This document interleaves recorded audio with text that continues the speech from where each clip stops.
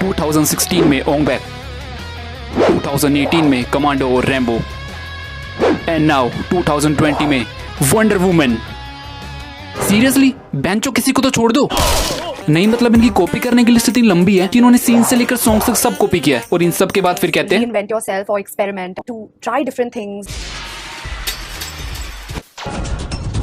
बागी 3 एक ऐसी मूवी जिसके ऑलरेडी 4 रीमेक पहले बन चुके हैं एंड जिसकी स्टोरी को लिखा है फराद सामजी ने, जो इससे पहले भी हाउसफुल 4 में हक चुके हैं, मतलब लिख चुके हैं, जहाँ कैमरे का सारा फोकस टाइगर की एब्स, नसों और बाजुओं पर होता है, जिसकी कास्ट में है टाइगर श्रॉफ, श्रद्धा कपूर, रितेश देशमुख और मट्टी, राइट, ढेर सारी मट्टी। सच में इस मूवी में इतनी मट्टी है कि अंकिता लोखंडे से ज्यादा तो स्क्रीन पर मट्टी दिखती है।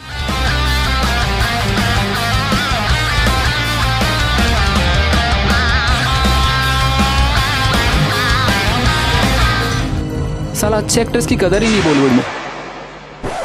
और ये टेबल पर इतनी मट्टी कहाँ से आई? लगता है ये सफाई अच्छे से नहीं करते।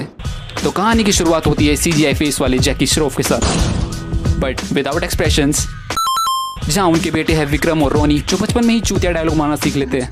तो मैं छोड़ देता, मेरे भाई प्राती है तो मैं छोड़ देता।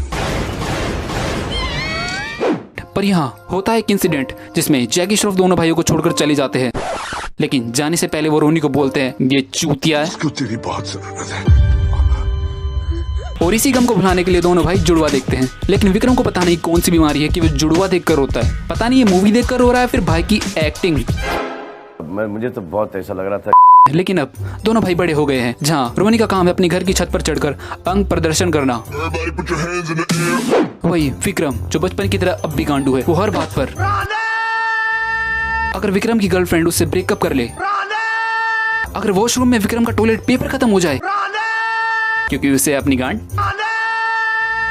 मीट सिया जिसके पास पता नहीं कौन सा चाइनीज मोबाइल फोन है कि उसका नेटवर्क हमेशा डाउन रहता है और वो अपने मोबाइल के साथ इतनी बिजी हो जाती है कि वो जेंट्स टॉयलेट में चली जाती है। बहन तुझे नेटवर्क ही पकड़ना है ना? यहाँ पे नेटवर्क पकड़ने आई थी। A few inches later. तू जेंट्स टॉयलेट में? नेटवर्क रे, लगता है सारे टावर्स वही है। ओसिया की बिना सर पैर की गालियाँ। तेरी माँ के इकलौते बच्चे, तेरी माँ के लुटेरो, बाप के भी जो बीपीओ के। इससे अच्छी गालियाँ तुम्हारे पड़ोस के बच्चे देते हैं। बोलो तो डालू इसमें। क्या फायदा, सेंसर हो जाएगा। और अब यहाँ रोनी हमें दिखाता है कि पुलिस में भर्ती होने के लिए क्या करना पड़ता है। चाचा एक काम करो, आप फॉर्म भर दो। और ऐसा कहते ही विक्रम अगले दिन ही पुलिस ऑफिसर बन जाता है। इस वर्दी में बात है। बात तो है क्योंकि विक्रम को तो फिजिकल टेस्ट वगैरह देने की भी जरूरत नहीं पड़ी। तो अगर तुम्हें भी सिविल सर्विसेज ज्वाइन करनी है तो जाओ अपने चाचा के पास और कहो चाचा एक काम करो, आप फॉर्म भर दो। कुछ भी। और आज स्टेशन में विक्रम का पहला दिन है और पहले दिन उसकी गांड फट के 4 हो जाती है क्योंकि वहाँ एंट्री होती है IPL भाई। सीरियसली इन्हें कोई और नाम नहीं मिला? मतलब बेंचो सारा पैसा मट्टी झाड़ने और चीजें तोड़ने फोड़ने में लगा दिया। वो स्क्रिप्ट तो शायद छोटा भीम के राजू से लिखवाई है। और अब हम यहाँ देखते हैं कि IPL भाई ने कुछ लोगों को किडनैप कर लिया है और लोहा मंडी थाना में सब डिस्कशन करते हैं कि उन्हें छुड़ाने किसे भेजा जाए और सभी मिलकर एक इम्पोर्टेंट डिसीजन लेते हैं, तुम जाओ। और ये सुनकर विक्रम रोनी को वीडियो कॉल करके उससे मदद करने के लिए कहता है और रोनी आ भी जाता है और फिर बार बार आता है, लगातार आता है। भाई तुझे और कुछ काम नहीं है? ओके क्या किसी को इतना सा भी शक नहीं हुआ कि इन सब के पीछे विक्रम नहीं रोनी है? तुम जैसे खड़े हो ऐसा लगता है कि ये काम तुमने नहीं किया। A few minutes later. ये है हमारी लोहा मंडी का दबंग। लेकिन यहीं से कमिश्नर विक्रम की बहादुरी देखकर उसके काफी करीब आ जाता है, कुछ ज्यादा ही करीब।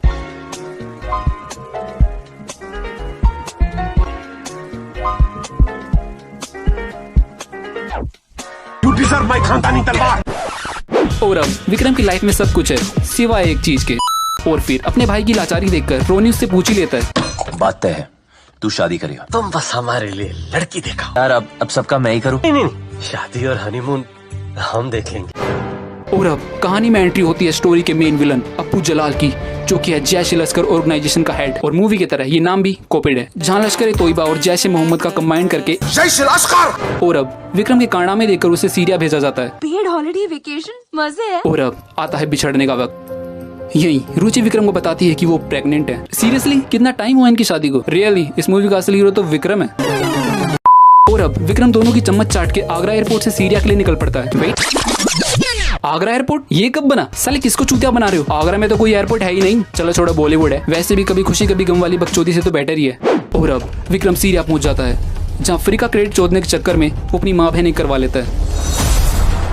पेड हॉलिडे वेकेशन मजे है। और अब रोनी भी आगरा एयरपोर्ट से अपने भाई को बचाने के लिए सीरिया आ जाता है, जहाँ पुलिस ऑफिसर उन्हें समझाता है कि मुझे कुछ प्रोटोकॉल फॉलो करने होंगे, एम्बेसी से बात करनी होगी। I was telling her that I have protocol to follow. लेकिन ऑफिसर की लॉजिक वाली बातें रोनी को घंटा समझ नहीं आती और वो कहता है मुझे नहीं लगता कि ये हमारी मदद करेगा, ये भी मिला हुआ है। लोडू।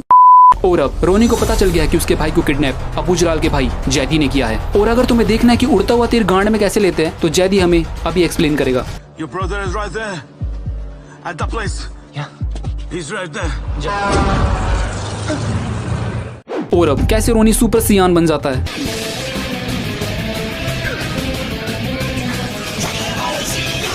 और अब यहाँ रोनी तीनों हेलीकॉप्टर से बचता हुआ हवा में लहराता हुआ आगे बढ़ रहा है। अब इस स्टेज पर मेरे और तुम जैसे किसी भी आम इंसान की काल पट के राख हो जाते हैं। देखते हैं रोनी के साथ क्या होता है। वाह बेंचो, भाई का तो स्वैग ही अलग है। और अब फाइनली विक्रम को रियलाइज होता है कि बेंचो मैं यहाँ क्या टाइम पास कर रहा हूँ, रोनी को बुलाऊंगा तो वो लोडू आ ही जाएगा ना। अब बुलाएंगे। और भाई आ भी जाता है और फिर हमें रियलाइज होता है कितने सारे चुतिया पे स्लो मोशन मारधाड़ तोड़फोड़ की क्या जरूरत थी, जबकि रोनी और विक्रम के कनेक्शन का टावर तो एक ही चीज थी। और इन सब बकचोदियों के बाद भी भाई नहीं मानेगा और बोलेगा अभी तो मैंने स्टार्ट किया। तू मर बेंचो। और वीडियो अच्छी लगी तो वीडियो को लाइक करो, चैनल को सब्सक्राइब करो, बिल्कुल फ्री है, माँ कसम।